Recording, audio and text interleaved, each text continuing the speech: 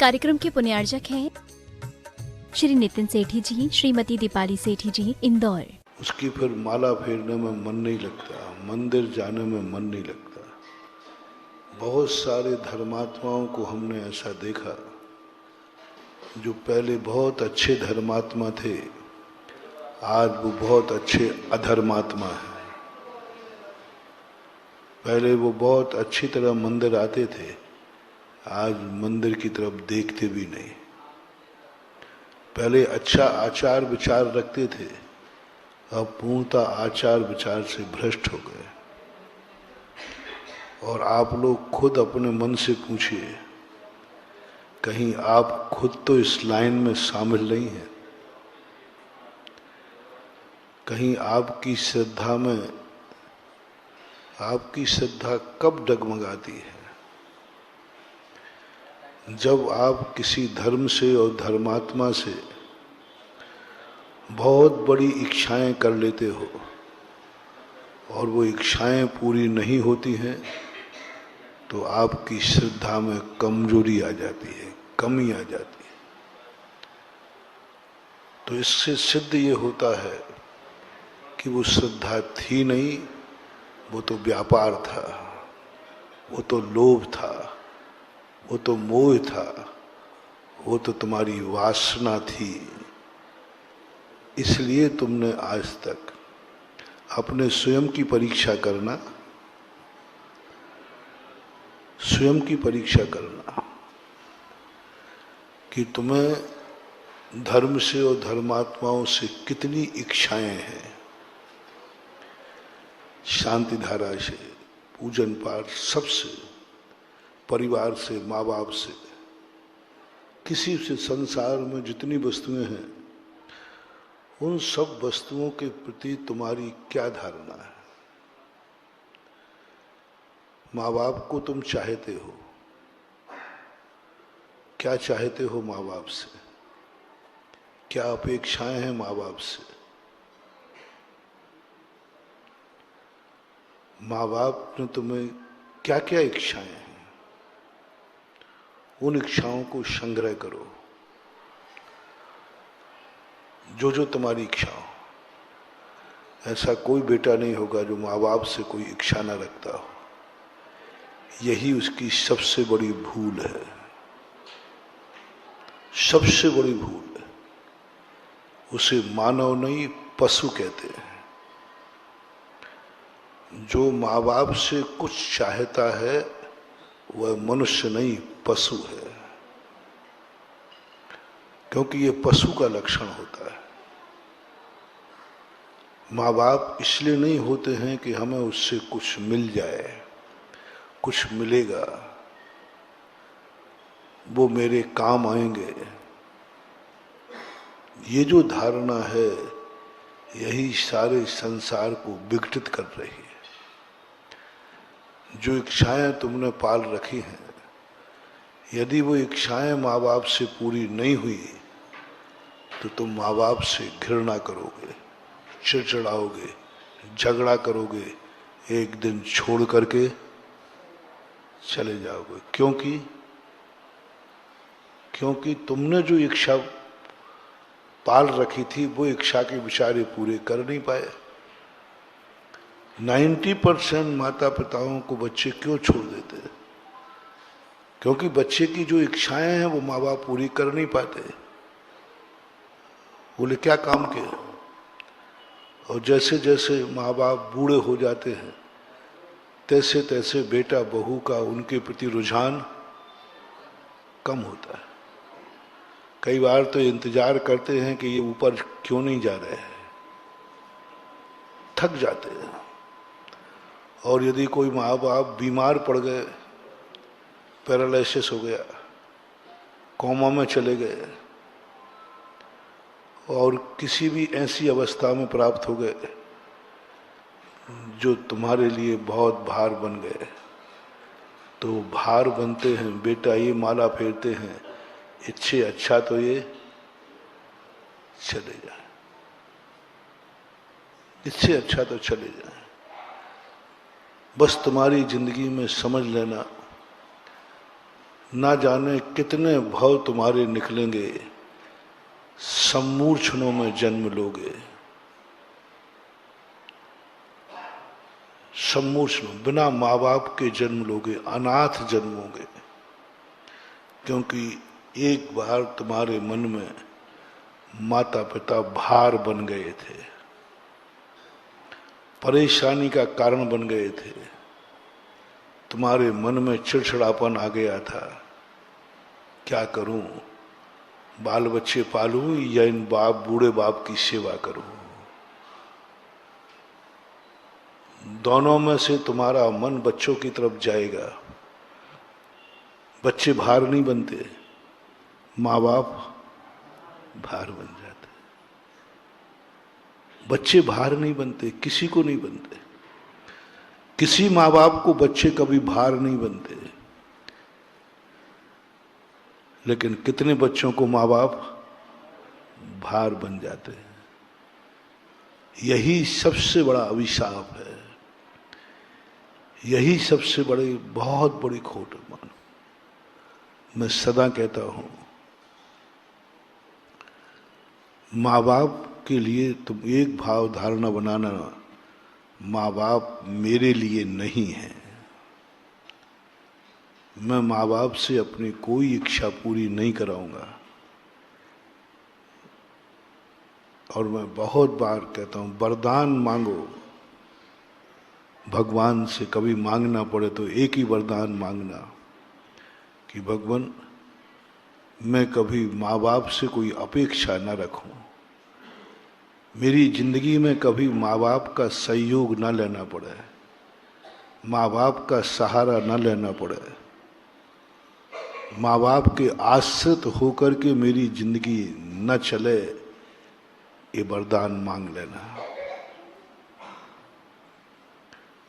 ये पहला वरदान, पहला वरदान मांगना, कहीं भी दूर दूर तक, क्योंकि वो हमारे पूज्य हैं, हमारे आराध्य हैं। मैं अपने पूज्य से अपनी जिंदगी नहीं चलवाना चाहता, उनका सहारा नहीं लेना चाहता, कोई सहयोग नहीं देना चाहता। यदि ये वरदान तुम्हारी जिंदगी में फल गया तो तुम्हारी जिंदगी में इतना बड़ा तुमने ले लिया। एक दिन तुम तीर्थंकर की गोदी में खेलोगे और भगवान तुम्हारे माता पिता होंगे, चक्रवर्ती होंगे, राजा महाराजा होंगे, कोई इज्जत वाले होंगे, बहुत मान सम्मान। उपाद जन्म होगा, उपाद जन्म देवों में, क्योंकि तुमने एक ही बात की है, जो जो मेरे पूज्य हैं, जो जो दुनिया में कोई भी व्यक्ति है, हमें किसी का सहारा न लेना पड़े, कोई मेरी जिंदगी में काम ना आवे। यदि और वरदान चाहते हो तो दूसरा वरदान मांगना, माँ बाप मेरी जिंदगी में कभी काम ना आवे, मैं सदा माँ बाप के काम आता रहूं। मुझे कोई ऐसी इच्छा पैदा मत कर देना जिस इच्छा की पूर्ति के लिए मुझे माँ बाप की तरफ देखना पड़े, बस ऐसी इच्छा ना, और सारी इच्छाएं आ जाए। माँ बाप की तरफ देखने की कोई, ये तो मेरे माँ बाप ही पूरी कर सकते हैं, ऐसी इच्छा मेरे में पूरी मत करना। दूसरा संकल्प, सदा मेरे माँ बाप में ऐसी इच्छा पूरी करना, ऐसी इच्छा पैदा करना जिसकी पूर्ति करने का सौभाग्य मुझे मिले। माँ बाप में इतनी इच्छाएं हों कि वो स्वयं पूरी न कर पाए, मेरे माता पिता की इतनी इच्छाएं हों कि वो स्वयं पूरी नहीं कर पाए, वो असमर्थ हो जाएं, और उनकी उस इच्छा को मैं पूरी करूं। भावना भाव, मेरे माँ बाप में इतनी इच्छाएं हों, इतनी इच्छाएं हों, इतने ख्वाब हों कि उनकी जिंदगी कम पड़ जाए, इतनी इच्छाएं हों कि उनकी कमाई कम पड़ जाए, इतनी यात्रा करें कि उनके पैर थक जाएं, इतना खर्च करें कि उनकी पूरी जिंदगी भर की कमाई कम पड़ जाए, इतना देखें वो कि उनकी आंखें थक जाए। असीम कर दो पिता को। थोड़ा विपरीत विषय हो रहा है तुम्हारी धारणाओं का। तुम्हारी धारणाएं क्या होती हैं कि हमारे पास इतनी इच्छाएं हों और माँ बाप मेरी बुढ़ापे तक, अंतिम समय तक वो मेरी इच्छाएं पूरी करते रहे। अंतिम समय तक वो मेरी दुकान पे बैठ रहे हैं, कम से कम उतनी देर तो बैठ जाएं जितनी देर हम दोस्तों के साथ घूमने जा रहे। अंतिम तक यूज एंड चूसता है। महानुभाव, बहुत बड़ी बात आज कहना चाह रहा हूं। माँ बाप को चूसना मत बंद करो। जितने जल्दी हो अपनी जिंदगी से, अपने जिंदगी के कार्यों से, अपने जिंदगी में माँ बाप का सहयोग लेना बंद करो। जितने जल्दी हो, मैं कुछ भी नहीं कह रहा हूं, जितने जल्दी हो सके एक साधना करो, एक तपस्या करो, एक आशीर्वाद लो गुरु से, माला फेरो इसके लिए, पढ़ो भक्तांबर पाठ, पढ़ो शांति धारा, इसके लिए कि जितने जल्दी हो सके हम माँ बाप से सहयोग लेने की बात ना आवे। मेरे मन में ऐसी कोई इच्छा ना उत्पन्न हो जो मैं असमर्थ हो जाऊं और इस इच्छा की पूर्ति मेरे माँ बाप करें। इच्छा को मारो, इच्छा को रोको। ये इच्छा मैं करूंगा, इस इच्छा की पूर्ति मैं नहीं कर पाऊंगा, मम्मी पापा कर पाएंगे। उस इच्छा को निकाल दो, उस इच्छा को तुरंत खत्म कर दो, क्योंकि उस इच्छा की पूर्ति में तुम असमर्थ हो और माँ बाप समर्थ हैं, वो कर सकते हैं। तोड़ दो महानुभाव। कितनी बड़ी इच्छा हो, उस इच्छा को आज खत्म करना है। जिस इच्छा को तुम नहीं, तुम्हारे माँ बाप, तुम नहीं तुम्हारे भगवान, तुम नहीं तुम्हारा गुरु, तुम नहीं तुम्हारा दूसरा गार्जियन, तुम नहीं कोई दूसरा उसकी पूर्ति कर सकता है। सबसे बड़ी साधना तपस्या दो रूप में। पहली इच्छा वो करो, वो उसको मारो, इच्छा निरोधो तप। जो इच्छा तुम पूरी नहीं कर पाओगे बड़ों से करवाना पड़ेगी। जो मंजिल तुम नहीं पा पाओगे बड़ों के सहारे पे पा पाओगे।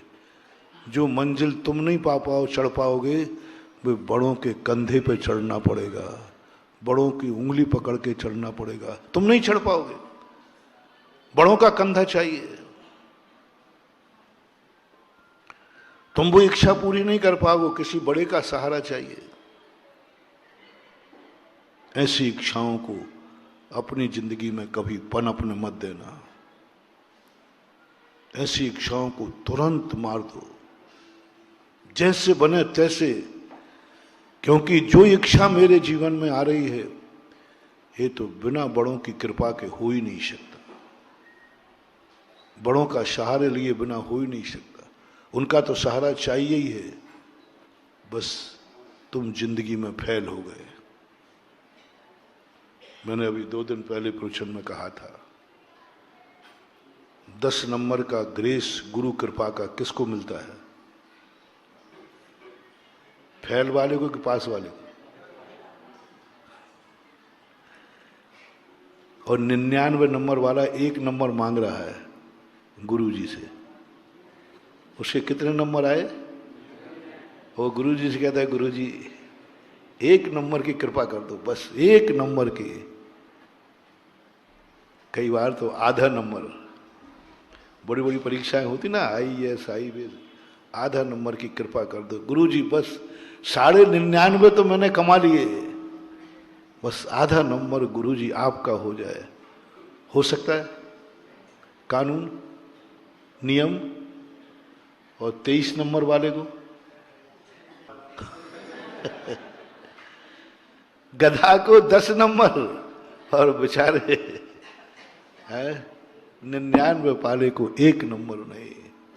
मैंने ये साइंस बहुत वर्षों तक, महीनों तक इसका चिंतन करता था। ये कोई तरीका अच्छा नहीं है। फेल वाले को 10 नंबर और बेचारे मेहनत करने वाले को 1 नंबर नहीं दिया जा रहा। कोई गुंजाइश नहीं, कोई कानून नहीं। क्यों? अब समझ में आ गया। वो 10 नंबर पा करके, गुरु कृपा के 10 नंबर तो पा लेगा, पास तो हो जाएगा, लेकिन कोई उसे नौकरी देने वाला नहीं मिलेगा। सर्टिफिकेट तो किसका मिल गया? 10 गुरु कृपा हो गई ना। लेकिन 10 गुरु कृपा के नंबर लेकर के वो घूमता रहेगा, भूखों मरेगा। चपरासी बनाने में भी लोग पीछे रहे, जिंदगी बर्बाद हो जाएगी, जिंदगी खत्म हो जाएगी। इससे अच्छा तो था वो 1 साल खराब करके, बोलो 2 चीजों में आज के, क्योंकि यहाँ एजुकेशन का क्षेत्र है, सभी लोग अच्छी पढ़ाई कर रहे हैं, कोई किसी की तैयारी कर रहा है। मैं अच्छे पढ़े लिखों से पूछना हूँ, एक क्लास में 10 नंबर ग्रेस से पास होना ठीक है कि फेल होकर के 1 साल और पढ़ लेना ठीक है? आप लोग बोलो ना। अरे 10 नंबर लो ना, पास हो जाओ। अच्छा पढ़ा लिखा व्यक्ति कहेगा गुरुजी वो 10 नंबर अपने पास ही रखो, देख 10 नंबर ले लेगा तो 1 साल बर्बाद होने से बच जाएगी। पढ़ा लिखा व्यक्ति कहता है गुरुजी आपके 10 नंबर से 1 साल तो बर्बाद होने से बच जाएगी, लेकिन ये 10 नंबर हमारी जिंदगी बर्बाद कर देंगे। उस पर विचार किया? जहां जाएंगे सर्टिफिकेट देखेगा, जहां जाएंगे हर व्यक्ति सर्टिफिकेट देगा, 10 नंबर तुरंत क्या करेगा? हटा देगा। बिना ग्रेस के 1 साल बर्बाद कर देना श्रेष्ठ है, लेकिन ग्रेस लेकर के 1 साल को बचा लेने में कोई फायदा नहीं है। और उसको 1 नंबर कम मिला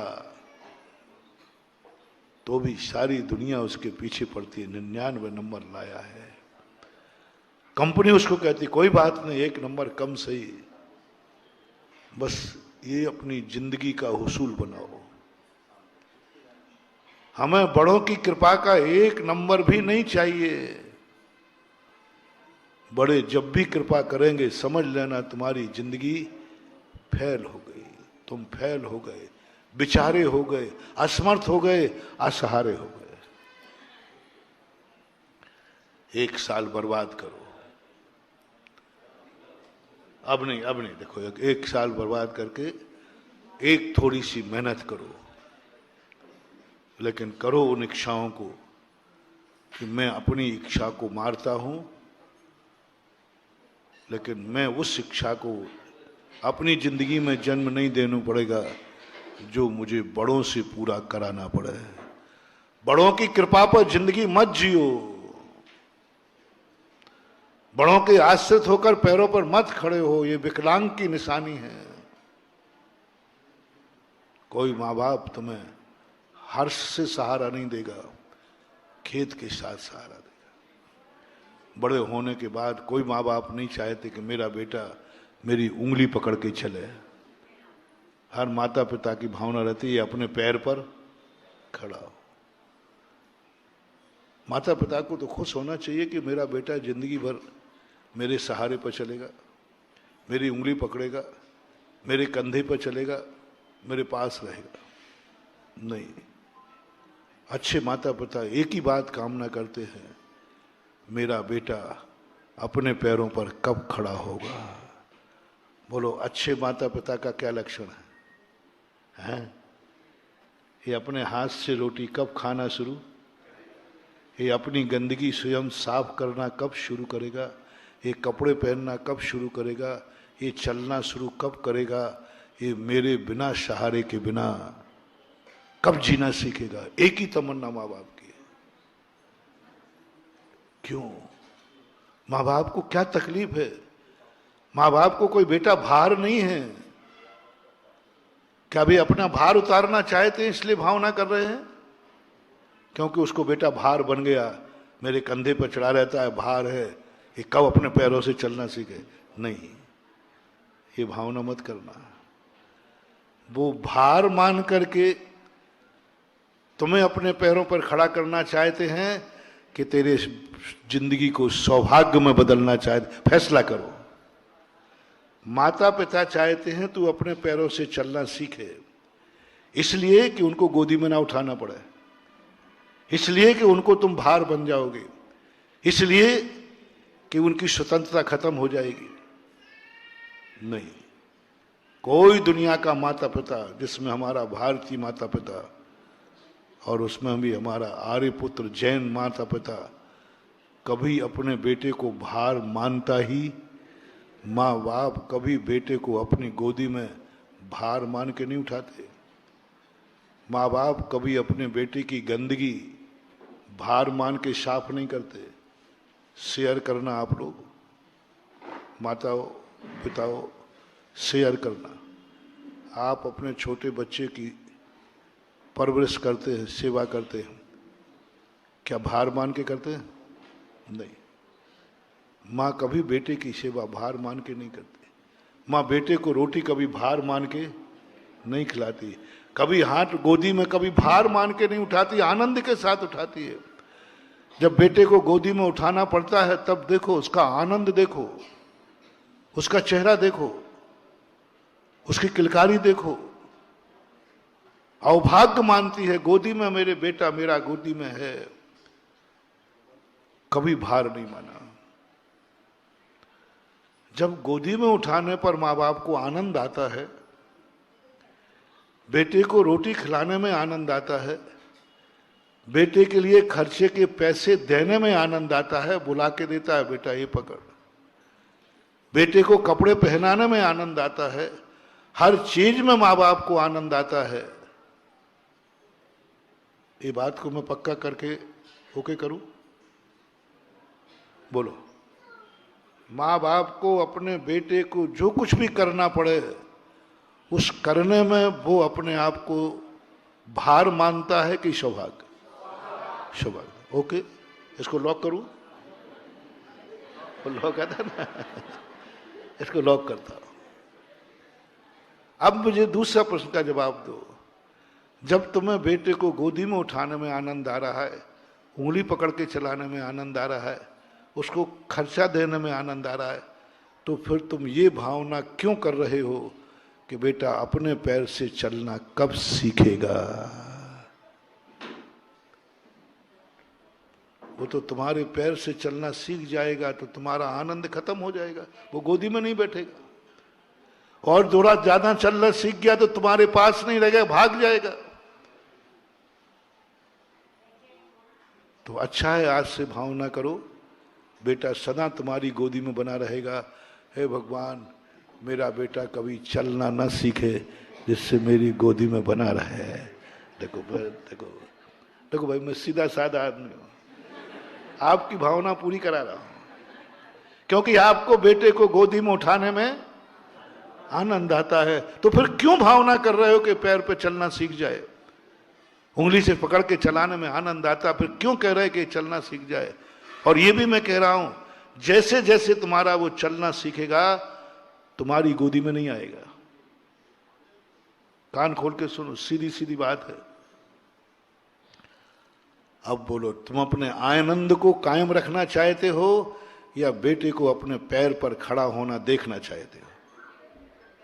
जल्दी करो फैसला। देखो, पर गोदी का आनंद खत्म हो जाएगा।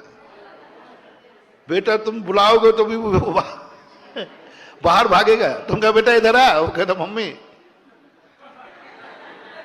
पागल कहेगा तुम्हें। गोदी में जब तक है, बेटा यदि चलना नहीं सीखेगा, बोलना नहीं सीखेगा, खाना नहीं सीखेगा, अपनी सेवा स्वयं करना नहीं सीखेगा, सदा तुम्हारे पास रहेगा, तुम्हारी आज्ञा मानेगा, तुम जो कहोगे वो करेगा। और बेटा चलना सीख गया ना, तो तुम्हें पागल करार करेगा, वो ध्यान रखना। जैसे बच्चा कहीं जाता है तो मम्मी कहीं कहाँ जा रहा है बेटा, तो दोस्त कहता है यार तेरी मम्मी पुकार रही, तो वो दोस्त से बोलता तो नहीं, धीरे से कहता है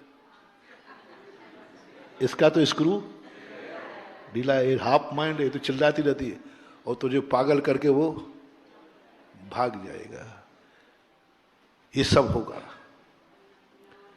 देखो भूल करके तुम अपने बेटे की शादी मत करो, बहुत खतरा है। शादी नहीं करोगे, बेटा तुम्हारा बना रहेगा, तुम्हारे पास बना रहेगा, सदा मम्मी मम्मी कहता रहेगा। और शादी करने के बाद रिक्स से ध्यान रखना, वो तुम्हें भूल जाएगा। और यहां तक का बीवी को लेकर भाग जाएगा। ये रिक्स तुम्हें है कि नहीं, कौन नहीं जानता, बोलो इसको। ये हर किसी की जिंदगी में घटित हो सकता है कि नहीं, कि बेटे को तुमने बहुत पढ़ा लिखा दिया, कितना अच्छा हो कि बेटे को मत पढ़ाओ, बेटा तुम्हारे पास रहेगा, जिंदगी भर रहेगा। मत पढ़ाओ बेटों को, बिल्कुल मत पढ़ाओ। मूर्खानंद, हस्ताक्षर करना भी मत सिखाओ, क्या लगने दो, कितना अच्छा होगा। बोलो तुम बेटे को पास रखने में आनंद है कि नहीं। पहले फिर ये अपन ने लॉक किया था, क्या किया था, बेटा मेरे पास रहे, इसमें माँ बाप को आनंद आता है, ये अपन ने लॉक कर दिया। और सर्वसम्मति से किया कि बहुमत से, सर्वसम्मति, मेरा बेटा मेरे पास रहे, मेरा बेटा सदा मेरी गोदी में रहे। इसके लिए एक ही तरीका है, वरदान लो आज कि मेरा बेटा कभी चलना ही नहीं सीखे, सदा मेरी गोदी में बना रहे, मेरा बेटा सदा पास बना रहे, कहीं जावे ही नहीं। बस एक नियम ले लो, उसको पढ़ाना लिखाना नहीं, स्कूल नहीं भेजना। और तुम्हें मालूम है बेटा पढ़ लिख लेगा, तुम ज्यों के त्यों रहे ठूठ के ठूठ, दो ही के दो बचोगे। हैं? छोरा को तुमने जितना ज्यादा पढ़ाया, छोरा उतना ही दूर जाएगा। और ज्यादा पढ़ा दिया तो अमेरिका चला जाएगा, विदेश चला जाएगा, शकल देखना भी मुश्किल हो जाएगा। मौत सामने होगी लेकिन बेटा सामने नहीं होगा। ये दुख का पहाड़ टूट सकता है, ये दुख का पहाड़ टूट सकता है बेटे को पढ़ाने में, ये सबको मालूम है। इसलिए आपका ये लॉक भी करूं, आज के बाद हम बेटे को पढ़ाएंगे ही नहीं, क्योंकि बेटा प्रारंभ में तो तुम्हारे अधीन है, वो स्कूल जाते ही नहीं है। तुम जबरदस्ती कितनी मेहनत करते हो, कितने जबरदस्ती भेजते हो, और तुम्हें मालूम है कि साइड इफेक्ट होगा, पढ़ने के बाद बेटा मेरे पास नहीं रहेगा। तो भी संसार का कोई माँ बाप ऐसा नहीं है वो कहता महाराज मैं ये दुख उठा लूंगा, मैं ये कष्ट उठा लूंगा, लेकिन बेटे को बहुत अच्छी पढ़ाई कराऊंगा, बहुत अच्छी पढ़ाई करा, दुख उठा देगा। इससे सिद्ध है कि बेटा को वह इसलिए नहीं पढ़ा रहा है कि बेटा उसके पास रहता है, उसको कांटा बन गया है। बेटा उसको कांटा बन रहा है, इसलिए इतना पढ़ाओ जिससे ससुरा घर में रह ही नहीं पाए, जिससे ये घर में न रह पाए, इसलिए पढ़ा रहे हैं। बोलो है कोई माता पिता ऐसा? नहीं, क्योंकि उनको पास रहने में तो सुख है, लेकिन वो इसलिए पढ़ा रहे हैं कि मेरा आनंद खत्म होवे तो होवे, लेकिन बेटे की जिंदगी बनना चाहिए, बेटे का भविष्य बनना चाहिए।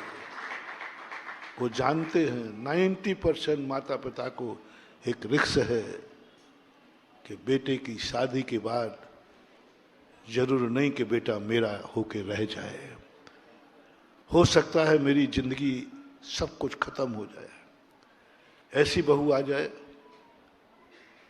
जो मेरे बुढ़ापे को नरक बना दे, मेरे घर को बर्बाद कर दे, मेरी जिंदगी का सब कुछ खत्म कर दे। बहू नहीं आएगी, बेटे को भी लेकर जाएगी। ये शादी करते समय बोलो, हर व्यक्ति को ये रिक्स है कि नहीं है? अच्छे अच्छे लोगों को देखा, अच्छे अच्छे बेटों को देखा,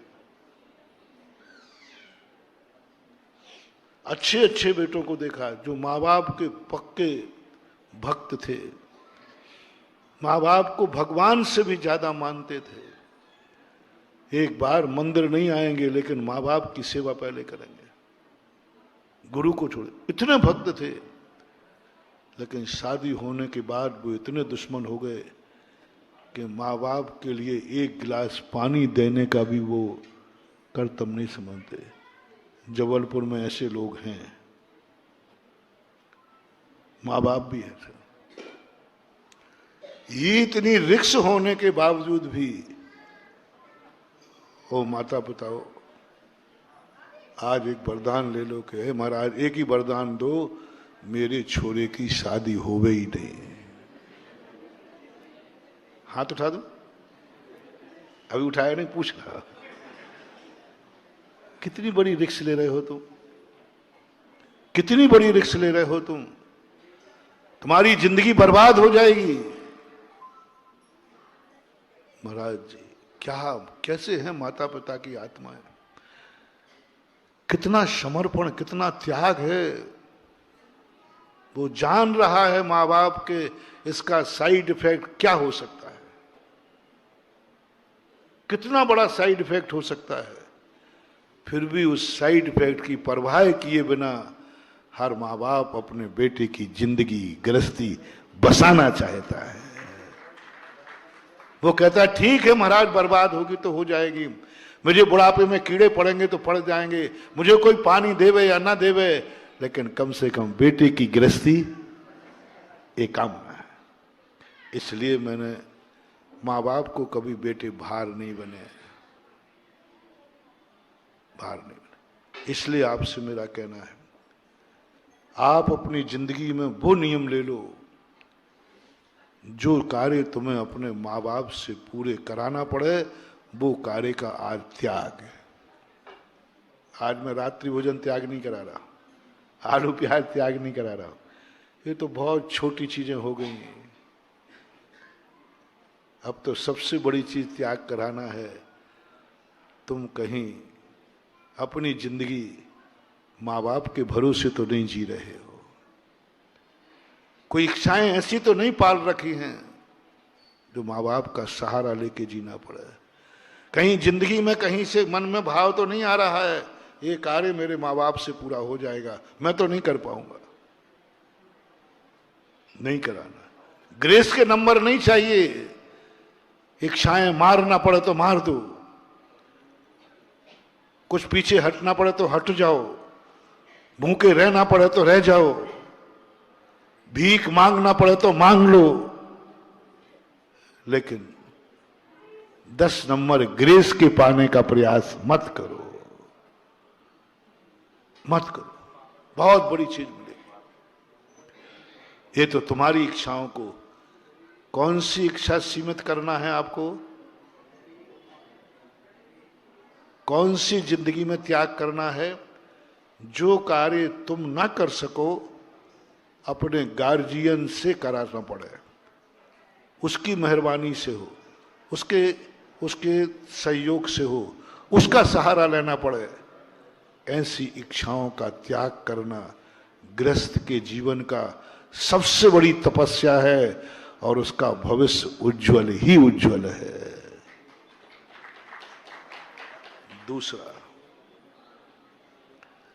वरदान लो, माँ बाप की इच्छाओं को असीम कर दो। मेरे माँ बाप में इतनी इच्छाएं हों, इतनी इच्छाएं हों कि उसको माँ बाप स्वयं पूरा ना कर पाए। सावधान, बिल्कुल विपरीत कह रहा हूं। माँ बाप की इच्छाएं कितनी हो, बोलो, सीमित नहीं, असीम कर दो। माँ बाप की इतनी इच्छाएं पूरी हो जाएं कि पूरी जिंदगी में भी वो अपनी इच्छाएं पूरी नहीं कर पाए। मेरे माँ बाप में इतनी इच्छाएं हों और इन इच्छाओं को मैं पूरी करूंगा, ये वायदा करूंगा। ये माला मत फिरना, मम्मी पापा इतनी इच्छा पूरी कर, नहीं नहीं, करो माँ बाप को असीम, करने दो उनको इच्छाएं, माँ बाप को असीम कर दो और आ जाओ भगवान के पास। मुझे कुछ नहीं चाहिए, मैं माँ बाप की इच्छाओं को सीमित नहीं करना चाहता हूं, गुरुदेव आशीर्वाद दीजिए मैं उनकी हर इच्छा को पूरा कर सकूं। रोकू नहीं ना, मैं रोकूंगा नहीं, उनकी इच्छाओं को पूरी करने के लिए तत्पर हूं। वो इतना बड़ा दान घोषित करके आवे हैं, तुम कैसे हो मालूम? पापा यदि ज्यादा दान दे देवे ना तो पापा फिर हमें काय को पैदा किया ये बता दो। सब दान दे दो, हमारे लिए तो कुछ बचने नहीं। बहुत सारे परिवारों में मैं ऐसा सुनता हूं, जो ज्यादा दान देते ना उनके बहू बेटे बहुत झगड़ा करते हैं, तो उनको बहुत गलत कदम उठाना पड़ता है। सास ससुर माता पिता बेटे बहू से छुपा करके दान देते हैं। सुन लो रे बेटा बहू, तुम्हें 100 जन्म का ये अभिशाप मिलता है, एक एक कौड़ी को मोहताज हो जाओगे तुम। माँ बाप घर के मुखिया है कि नहीं, मालिक हैं, और उनको किससे छुपाना पड़ रहा है? बेटे से, बहू से, छोरे से, छोरी से। बेटा बहू से छुपा कर दान दे रहा है, चोरी से दान दे रहा है, गुप्त में दे रहा है, बेटे को पता नहीं चल जाए महाराज, और बहू को पता चल गया तो महाराज हमारा घर में रहना। बोलो ऐसे घर हैं कि नहीं? मेरी आत्मा कांप जाती है, मेरी रूह कांप जाती है। ये बेटे बहू का क्या होगा? माँ बाप कांप रहे हैं, माँ बाप डर रहे हैं, वो भी गलत कार्य के लिए नहीं, अच्छे कार्य के लिए। उनका मन हुआ कि आज एक भगवान की मूर्ति बैठा लो, उनका मन हुआ कि भेड़ा घाट में पंच कल्याणक हो रहा है उसमें मैं इंद्र बन जाऊं, उनका मन हुआ कि आज मैं शांत, उनका मन हुआ कि कल मुनि सुब्रतनाथ भगवान का अभिषेक है गुरुकुल में, मैं पहली शांति धारा करूं। उनका मन हुआ कि मैं कुछ करूं, मन हुआ। और तेरे भरोसे नहीं, तेरे भरोसे नहीं छोकरे, उसकी खुद की कमाई है, उसका खुद का मकान, उसने इतना कमाया है।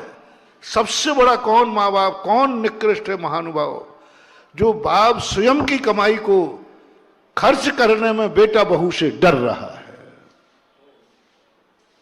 कमाई भी स्वयं की है, उसका कमाया है, लेकिन वो बेटे बहू के क्लेश, संक्लेश, झगड़ा, भविष्य का सब कुछ खत्म हो जाएगा। बेटा बहू से मेरा कहना है, मेरे भक्त जो ही बेटा बहू हों, मेरा उनसे बहुत अच्छी तरह निवेदन है, आज ही सासू और ससुर साहब को, पिता को और माँ को पैर छू कर कह देना, मम्मी पापा दान कभी हमसे छुपा के मत देना, हम तुम्हें खुली छूट देते हैं। क्या करना? कभी मेरे से छुपा के मत देना, मेरे से डरना नहीं, सब आपका ही है, मेरा क्या है।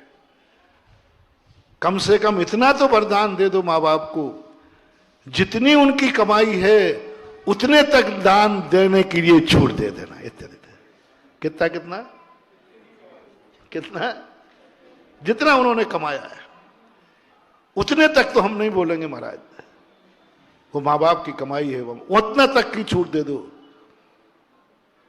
उतने तक के कह दो जो आपकी कमाई है आप पूरा दान दे सकते हो, हम कहीं ऐतराज नहीं करेंगे। ये तो एक बेटे का लक्षण है, ये आर्यपुत्र का लक्षण है। एक अच्छे बेटे का लक्षण क्या है? अच्छे बेटे का लक्षण है, मम्मी पापा आप इच्छाओं को रौंदना मत, आप इच्छाओं को दबाना मत, आप ये मत देखना कि मेरे पास इतना पैसा नहीं है, आपका तो जो मन करे बोली ले लेना, जो मन करे बोली ले लेना, जो मन करे बोली ले लेना। एक बार बोलो ना, कौन से बोलना है, किससे बोलना है? हाँ, जो मन करे बोली ले लेना, जो मन करे बोली ले लेना, मन ले लेना। माँ बाप कहेंगे बेटा इतना तो तेरे पास है ही नहीं, ना मेरे पास है। बोले चिंता मत करना पापा। बस महानुभाव, फिर तुम एक नरियल, और बाबा आपने कोई बहुत बड़ी बोली ले ली, इच्छा है तुम तुरंत एक नरियल लेके आना। बोले भगवान गुरुदेव, मुझे जिंदगी में कुछ नहीं चाहिए, बस इतनी शक्ति दे दे कि मैं माँ बाप की इच्छा पूरी कर सकूं। बस कुछ नहीं चाहिए मुझे, उनकी इच्छा पूरी कर सकूं। मुझे उनके सामने उनकी इच्छा पूरी में असमर्थ मत कर देना। मुझे उनको रोकना नहीं पड़ा कि पापा बस अब बहुत हो गया, उनको मैं असीम करके आया हूं, ताकत तेरे से चाहिए। हुआ था ऐसा एक दक्षिण भारत में। उसने मां से नहीं कहा, मां तू कैसी इच्छाएं करती रहती बैठी ठेठी, बुढ़ापे में कोई काम नहीं, बुढ़ापे में कोई काम नहीं। एक इच्छा कर ली, मैं तो बाहुबली के दर्शन करूंगी, दर्शन करूंगी। तुझे बैठे ठाड़े बुढ़ापे में और कोई काम नहीं आता क्या? रामन राय कहता है, मां कहती बेटा मैं बूढ़ी हो गई हूं, मेरी तो क्या। और महाराज जी भी क्या, महाराज जी ने तो कहानी सुना दी। कई लोग तो मुझे कोसते, ये महाराज जी है, ये हमारे माँ बाप को बिगाड़ते हैं। दान का प्रवचन देंगे, लोग धर्म का देंगे। हाँ, कई लोग मुझे कोसते, आपका महाराज जी और कोई काम है कि नहीं, कमाना धमाना तो हाँ, कभी मत बोलना महानुभाव कि गुरु महाराज दान का प्रवचन देना बंद कर दे। हमेशा ये बोलो भगवान, हमारे गुरु महाराज दान का प्रवचन तब तक देते रहे जब तक मेरे पास एक कौड़ी भी है। बस कौड़ी है, मुझे यही प्रवचन सुनना है। सीमित मत करना, रोकना मत। चामुंड राय ने क्या कहा, मां मैं आपका बेटा हूं, ऐसा हो ही नहीं सकता। माँ बाप के अंदर वो इच्छा कभी पैदा नहीं हो सकती जो बेटा पूरी ना कर पाए। एक अच्छे माँ बाप की बात कह रहा हूं, हो ही नहीं सकता, असंभव। चामुंड राय की नीति है, हो ही नहीं सकती। गुरु कभी वो प्रवचन मुंह से निकाल नहीं सकता जिस प्रवचन को भक्त पालन ना कर सके। ये गुरु का अतिशय है। यदि गुरु महाराज ने कोई प्रवचन दिया, भक्त और शिष्य की कुवत के बाहर हुआ, समझ लेना उस गुरु की वाणी का अतिशय खत्म हो जाएगा, खत्म हो जाएगा। क्योंकि उन्होंने जो उपदेश दिया है उस उपदेश को पालन करने का इस सभा में किसी में समर्थ है ही नहीं। कंजूस की नहीं कह रहा हूं, समर्थ ही नहीं है, शक्ति ही नहीं है किसी की। सर्वज्ञ भगवान देखेंगे अपने थर्मामीटर से कि तुमने जो प्रवचन दिया है क्या सभा में उसमें पालन करने की शक्ति है।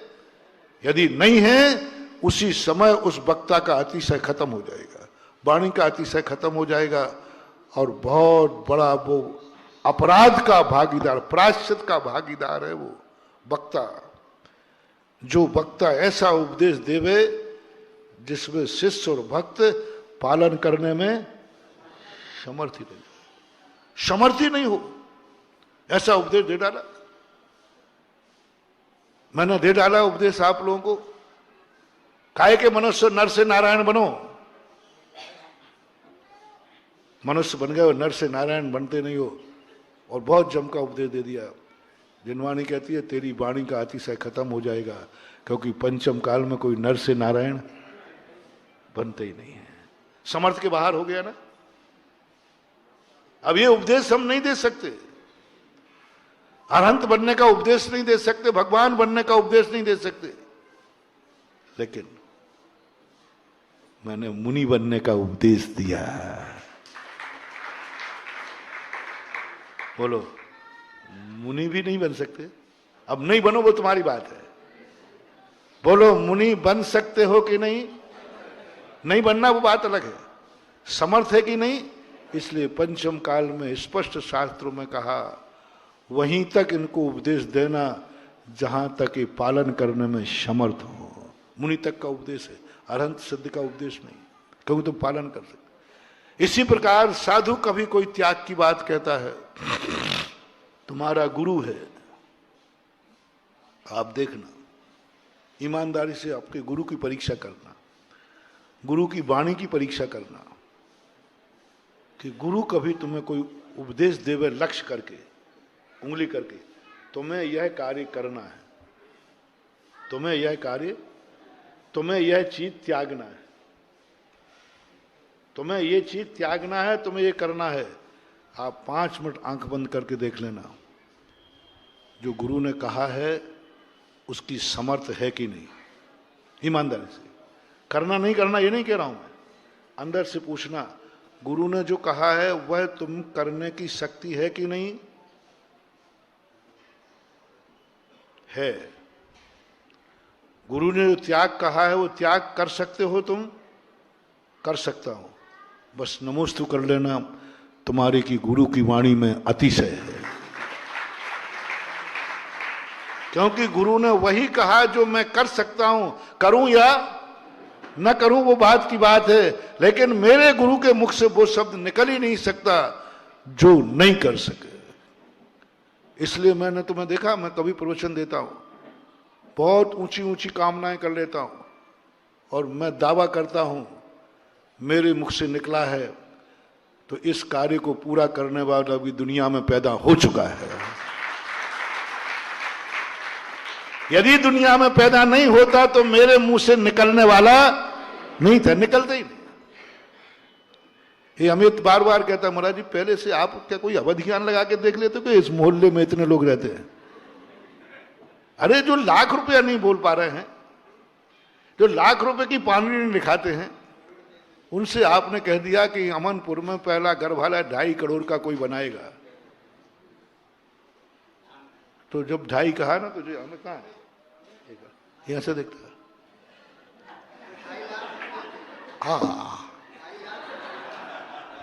अमनपुर में जो मेरे 1 महीने से माथा खाड़ा, महाराज हम लोग गरीब आदमी हैं, नोटी को कहेंगे वो नौकरी पैसे वाले, पेंशनर हैं, और जब 2.5 करोड़ की गर्भालय की घोषणा हुई तो इसने 2 बार देखा, महाराज जी 2.5 लाख के 2.5 और मेरे आत्मा ने कहा, क्योंकि मैं जब भी प्रवचन देता हूं एक ही बात को सोचता हूं कि हे भगवान, मेरे मुख से ऐसा कोई शब्द न निकल जाए जिससे मेरे भक्त को शर्मिंदा होना पड़े, असमर्थ होना। मेरी तमन्ना है, मेरी अंदर की भावना है। और आज मैं तुमसे सबसे कहना चाहता हूं, मेरी जिंदगी में एक ही है, जब भी प्रवचन देने बैठूं मेरे मुख से ऐसी कोई बात न निकले जिसमें भक्त को कहना पड़े, महाराज जी आई एम सॉरी प्लीज, मैं असमर्थ हूं। सही में, सही कहा, कंजूस का नहीं। भगवान से, भगवान तू साक्षी है, उसी दिन मेरी वाणी को विराम दिला देना, उसी दिन मेरा कंठ अवरुद्ध कर देना भगवान, जिस दिन मेरे मुख से भक्तों के समर्थ के बाहर का कोई आदेश निकले, उसी दिन मेरा कंठ अवरुद्ध हो जाए, उसी दिन मेरा प्रवचन बंद हो जाए, उसी दिन प्रवचन की शक्तियां खत्म हो जाएं, जिस दिन मेरे मुख से ऐसी बात निकल जाए जिसमें सामने वाला भक्त क्या हो जाए, बोलो, असमर्थ हो जाए। ये असमर्थ है कि नहीं, मैंने किसको कॉपी दी है तुम्हारी, सहना बेटा तुम मुझे कहो कल ही मेरा कंठ रुद्ध करा दो। हाँ महाराज जी हम तो सब गरीब ही हैं। हाँ, ध्यान रखना, मैंने अपनी कॉपी तुम्हें नहीं सौंपी है, मैंने अपनी कॉपी सर्वज्ञ देव को सौंपी है कि वो तू निर्णय कर।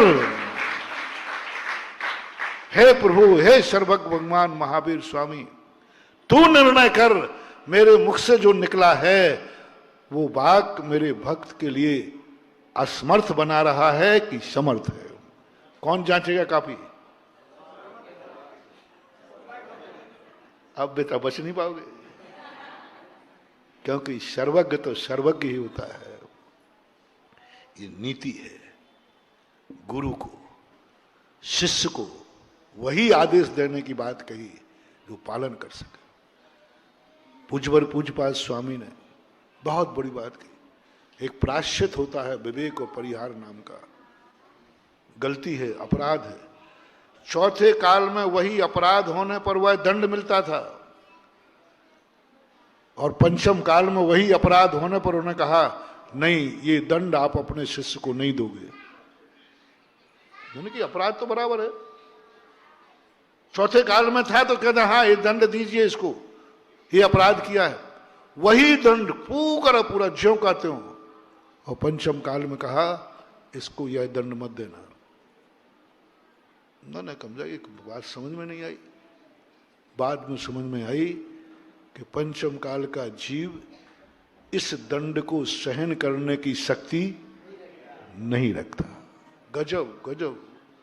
जैनाचार्य को पूज्यपाद स्वामी की करुणा दया, अपराधी को समझा माफ, अपराधी के लिए कह रहे। अपराध करने के बाद ऐसा आनंद आया, जिस दिन समझ में आया ऐसा आनंद कि गुरु महाराज किस पापी पे दया कर रहे हो, अपराधी पर नहीं।